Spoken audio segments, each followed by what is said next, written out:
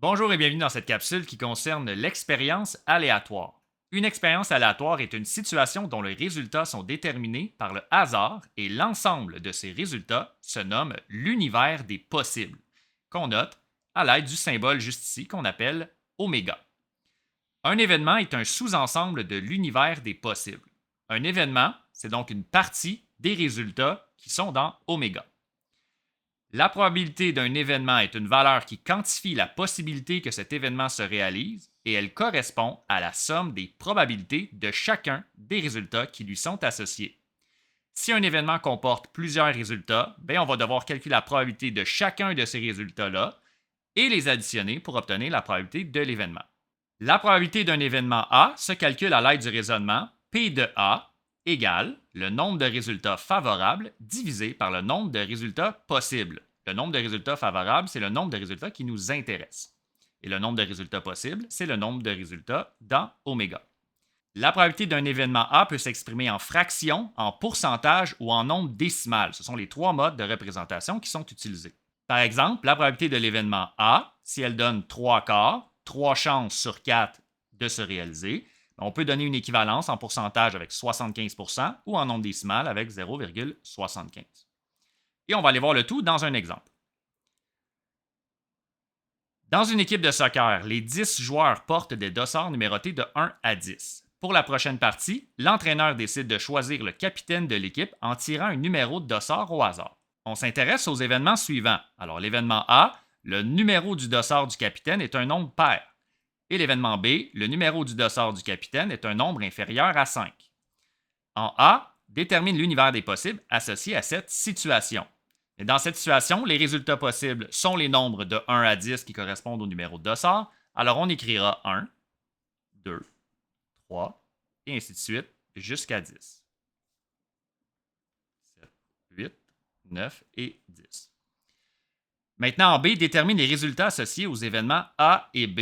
Donc, l'événement A, le numéro du dossard du capitaine est un nombre pair, donc on va chercher seulement les nombres pairs entre 1 et 10. Il y en a 5, 2, 4, 6, 8 et 10. Et pour l'événement B, le numéro de dossard du capitaine est un nombre inférieur à 5. Il y en a 4. 1, 2, 3 et 4.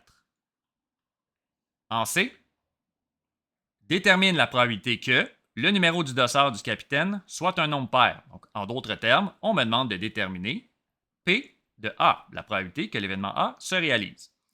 Eh bien, il y a 5 résultats dans l'événement A sur les 10 qui sont compris dans oméga. Donc, 5 sur 10, c'est la probabilité qu'on peut réduire à 1 sur 2. Il y a donc une chance sur 2 de choisir un nombre pair et ce sera notre réponse.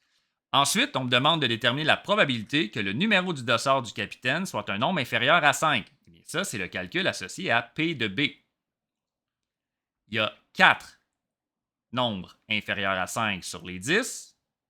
4 sur 10 qui correspond à 2 sur 5. Il y a donc 2 chances sur 5 de choisir un nombre inférieur à 5. Et ce sera notre réponse, 2 cinquièmes. Le numéro 3 détermine la probabilité que le numéro du dossard du capitaine soit un nombre pair et qu'il soit inférieur à 5. On veut donc respecter les deux conditions ici. Ce qu'on nous demande de calculer, c'est la probabilité que A et B se réalisent. Donc, on va l'écrire comme ça ici, que les deux événements se réalisent en même temps. Bien, ici, il y a deux nombres pairs qui sont inférieurs à 5 sur les 10 nombres de 1 à 10. On a le 2 et le 4 qui sont présents à la fois dans l'événement A et dans l'événement B. 2 dixièmes, on peut réduire à 1 cinquième et ce sera notre réponse. Finalement, détermine la probabilité que le numéro du dossard du capitaine soit un nombre pair ou qu'il soit un nombre inférieur à 5. On demande de déterminer la probabilité que l'un ou l'autre se réalise, donc A ou B, c'est ce qu'on écrira ici. Ça correspond à tous les résultats qui sont associés soit à l'événement A, soit à l'événement B. Par contre, il faut faire attention pour ne pas choisir deux fois les résultats qui sont communs aux événements A et B. Dans ce cas-ci, il y en a deux, c'est le 2 et le 4 qu'on avait déterminés.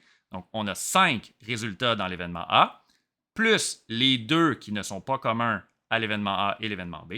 On obtient donc 7 résultats sur les 10, et 7 dixièmes, c'est déjà une fraction réduite, et ce sera notre réponse. Voilà, c'est ce qui termine la capsule.